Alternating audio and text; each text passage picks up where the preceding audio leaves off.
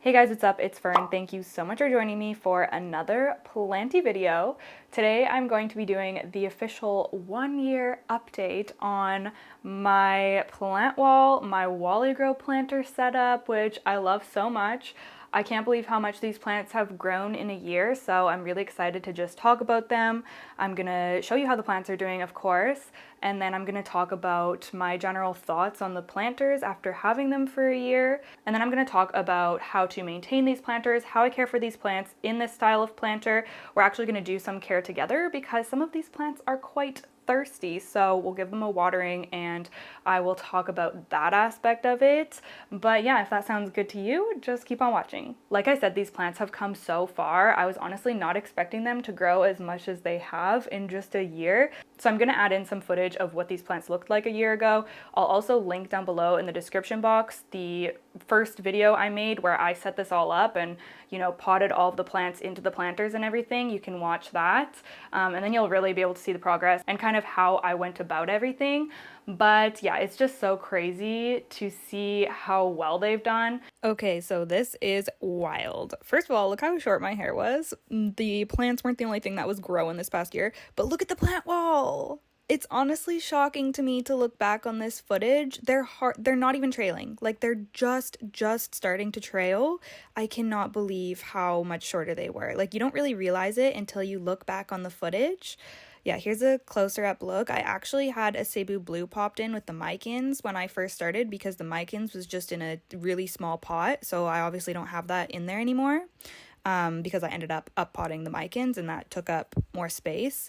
But yeah, wow. And look at the Scindapsus. Like there's barely anything in there. Like it's so small. And I was even saying I wanted to get another one and add it in. And there was absolutely no need because it grew so freaking fast. So yeah, it's just so rewarding, honestly, to look back on this. Like, wow, these planters have been amazing. I also want to talk a little bit about the conditions that these plants get. So I chose this wall not because it gets amazing light or anything, but just because I had a big blank wall in my living room and I wanted a nice planty display. So the plants don't get any direct light at all. They only get ambient light from the window that's on this side of the room. I would definitely say that these are all growing in a low light situation, especially these ones on this side because the window's on the opposite end, so these ones just get even less light. However, I did go ahead and supplement the lighting with just like a clamp, like arm, you know, the grow lights with the arms that you can get from Amazon. I clamped one of those on the middle pot there and had that running throughout the winter because I don't know, I was just worried about them throughout the winter. They would have survived, but they wouldn't have thrived, you know? So I did that and honestly, it worked amazingly. I'm so glad that I went ahead and did that because I was humming and hawing about it. It didn't look amazing, you know, having a grow light on there. It definitely is much more aesthetic without a grow light, but it got them through the winter and they've been super happy and they're just hanging out doing fine now that our days are a little bit longer. They're getting a little bit more natural light, but overall it's just not a very bright spot. And I kept that in mind when I was deciding which plants I was going to put in these planters on this wall. So I'm gonna go ahead and take them down one by one and just show you the plants up close. Okay, we will start over on the far end here. Sorry, I don't understand. Okay, so this is my green heartleaf philodendron or Philodendron hederaceum. This is just your classic trailing philodendron. And some people might think that it's boring, but honestly, I find them so beautiful. I love the way they cascade down. I love the dark green leaves. They're very easygoing, very forgiving, and I just think that they give just such a nice vibe, you know? And mine is paired with the pink Wally Grow planter, which I just think is such a cute combo. So yeah, I love this so much. Obviously, this plant has been really happy. You can see it's filled out a ton, and it's trailing quite a bit. There's multiple vines in here. Honestly, I'm gonna need to trim this soon. It's trailing so much and it's getting kind of tangled. You can see that the leaves do tend to get smaller as it trails down, which is normal. If you grow them climbing, then you can maintain that large leaf size and even get them to size up. But I kind of like the way it looks. Like I feel like it kind of just gives it a nice shape to kind of taper down into the smaller leaves. So I honestly don't mind, and as long as this plant is full, it looks good. So yeah, that is the first one, just the green heartleaf philodendron in the pink planter. Love it so much. And I put this one on this far end because I figured it was the one that needed the least light. So I did keep that in mind when I kind of organized how they were gonna go. Okay, so this one is my Philodendron Brazil, which is really similar to just the green heartleaf philodendron that we saw, except for this one has some variegation on it. So it has this kind of lime stripe down the middle, and it's really, really beautiful. I don't find that it grows as vigorously as just the green one, but it still does pretty well. Mine's especially starting to do well recently. It's got a lot of really pretty fresh growth coming out of the top, which is nice because those are eventually going to turn into vines that cascade down and kind of thicken up the whole plant too. I think I watered this one last week, so it's actually kind of heavy. But this one is in just the terracotta colored planter, which I think looks really nice with it. I have 3 different colors of the planters on this wall because I thought it'd be fun to just kind of, I don't know, mix and match a little bit. But yeah, this is the Philodendron Brazil. Pretty much the same care as the heartleaf. Well, these actually all have pretty much the same care. They're all very easygoing. But yeah, just add something a little bit different with the variegation on the leaves. Next, we have the most sparse one on the wall, which is my Philodendron micans, which is another trailing heartleaf philodendron, but this one has velvet leaves. So it is very, very pretty. They have a beautiful sheen to them. They have like an orangey red backside to them. And it really just adds just something a little bit more unique. I love my velvety leaves, so I'm a huge fan of this plant. And I actually started this from a 1-leaf cutting, so it's really nice to finally see it start to fill out. This one's also in the terracotta colored planter, as you can see, which I feel complements it really nicely. And this is actually my only one on the wall that is not directly planted into the pot. So as you can see, it's just in a nursery pot, and that's just because I felt like it wasn't big enough to be potted into here because look, you have a lot of room in here. So my plan is just to keep chopping and propagating this and adding more vines in, and then once it turns into a bit bigger of a plant, then I will directly plant it into the Wally Grow planter. It works either way. You can have your plants in nursery pots. You could even put like 2 nursery pots in here. But for me, I've just really liked how my plants have done planted directly into them. So that's why I plan to eventually do that. But yeah, the micans is doing really well. I actually just recently chopped it, and I do have some propagations going at the minute because like I said, I'm just trying to fill this out. We actually have a lot of new growth that's kind of coming in the top too. But yeah, I kind of love having it in the center and having the others broken up by just this like beautiful velvet leaf, especially because it's the darkest one. I just feel like it looks really good. So yeah, that's this guy. This one's actually dry too, and I just watered it not long ago. It's been really hot here lately. I kind of wish I had another pink planter for this one because although the terracotta looks amazing, I feel like pink would just look really cute for this one as well. Although I wouldn't say that Philodendron micans is difficult, especially if you have an established plant. I will say that I find it to be like the most finicky or difficult out of the plants that I have growing on the wall. Okay, so the next one is actually massive, and it is my Philodendron lemon lime. It has grown so much. Look at this. Like, oh my goodness, it's so crazy. This has been my most surprising plant. This was my least favorite. I didn't even really like it when I put it in. I just thought, I was just trying to find different plants. Like I wanted 5 different plants on this wall. So I ended up picking this one up and putting it in, and I think I remember it being like sopping wet. It was really overwatered when I got it, and it just wasn't looking great. But I am pleased to say that this has become one of my favorite plants. I love the color. I feel like it adds so much, not only to the plant wall, but just to this whole space. Like it brightens up my living room. It provides such beautiful contrast for the rest of my plants. And yeah, I just love it so much, and it's grown so much and done so well. Look at how beautiful the new leaves are. Like, oh my goodness, they just look so healthy and shiny, and yeah, it is massive. She is a beast.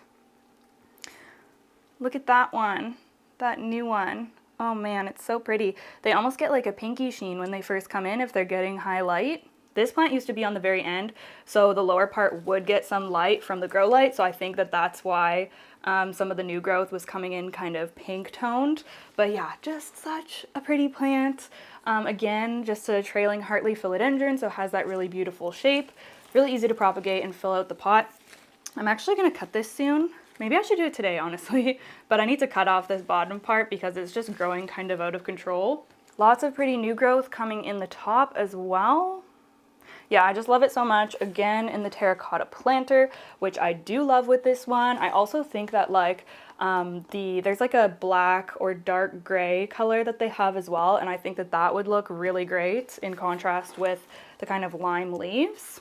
Okay, and then lastly we have my Scindapsus pictus argyrius, which is kind of the odd one out on this wall. I mean, it blends in beautifully, but it is the only one that's a different genus. The rest are all philodendron, and this one is a Scindapsus.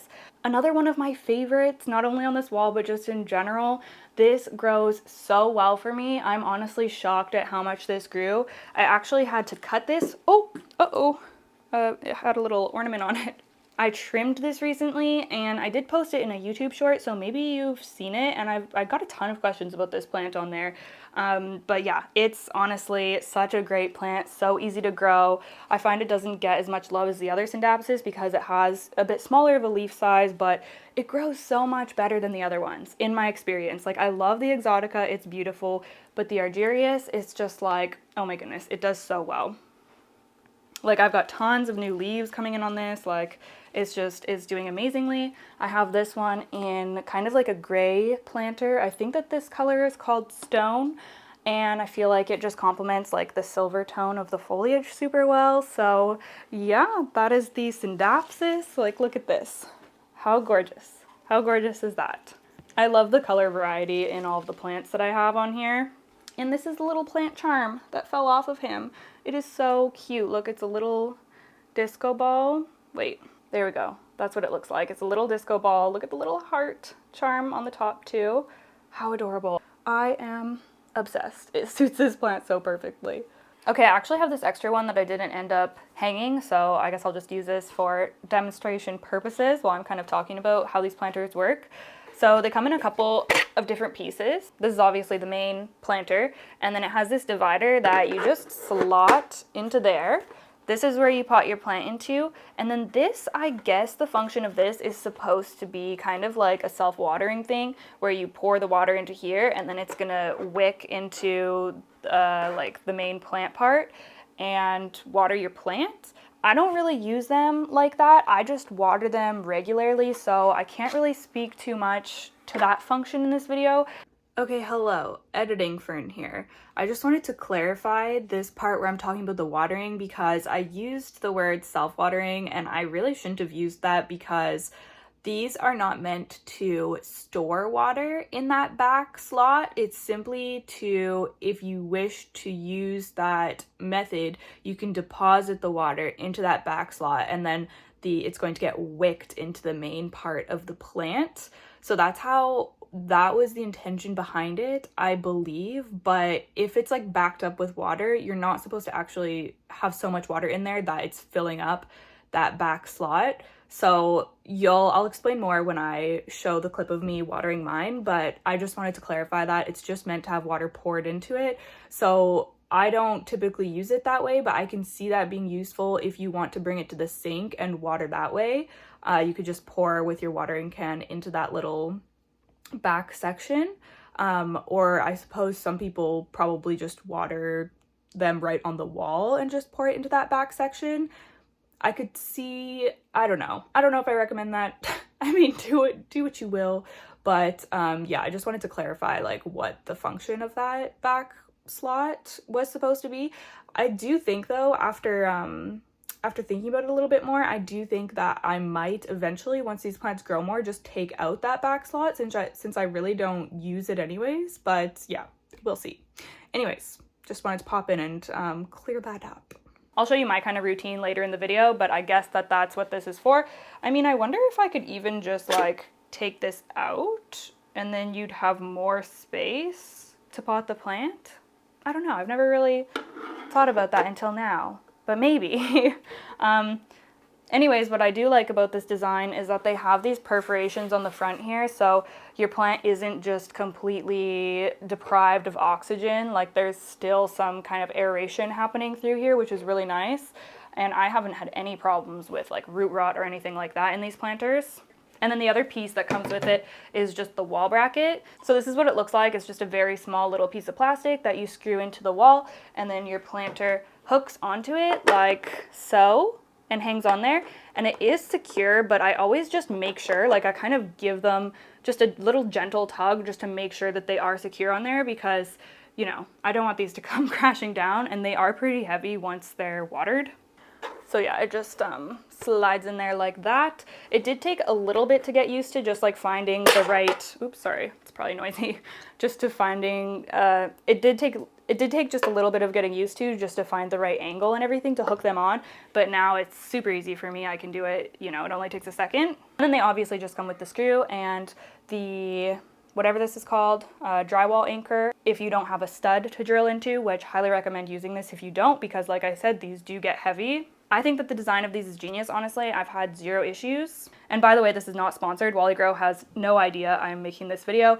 I just obviously want to share all my thoughts with you. I get a lot of questions about these planters, and the reason that I want to say that is because I recently got a comment of someone saying that they just assume everything is sponsored. Like when I'm talking about a product, they assume everything is sponsored.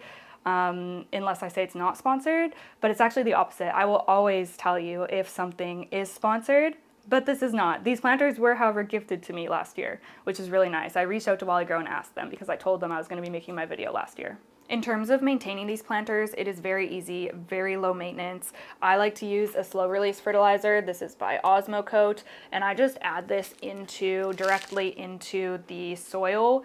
I just refresh that by adding some more in every 3 to 4 months. And the reason that I opt for slow release fertilizer for these is because I find it easiest just to water them in my shower. I can just spray them down, they're getting watered, they're getting fertilized, and then I leave them to just kind of dry off and drain out overnight. So right now we're kind of getting to the end of the day, so I'm gonna take them down, the ones that need to be watered, bring them to the shower them down, and then tomorrow morning I'll put them back on the wall. So I usually like to do it in the evening since I'm leaving them in the tub overnight. We're getting close to the end of the day right now, so I'm just gonna go ahead and do it right now for the ones that need to be watered. But I just bring them to the tub, shower them down, and then yeah, the next morning I just hang them back up on the wall.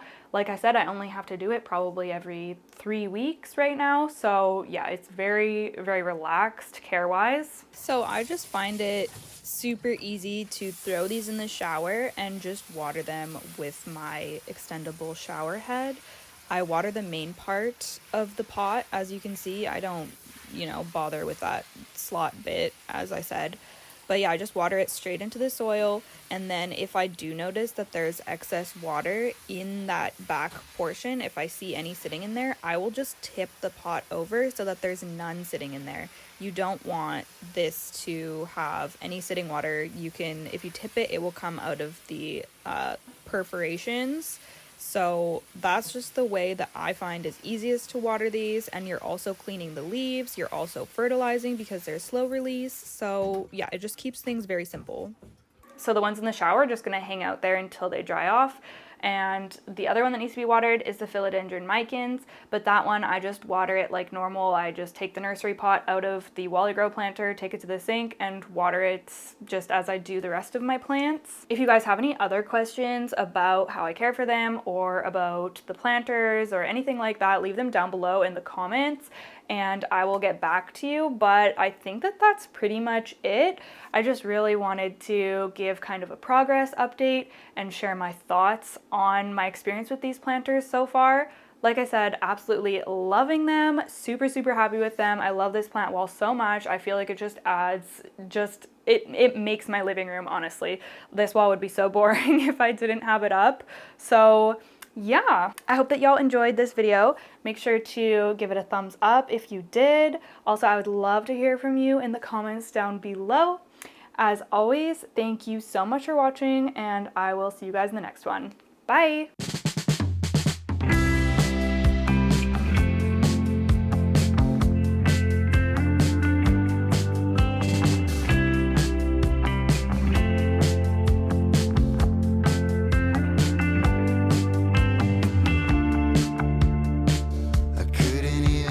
try.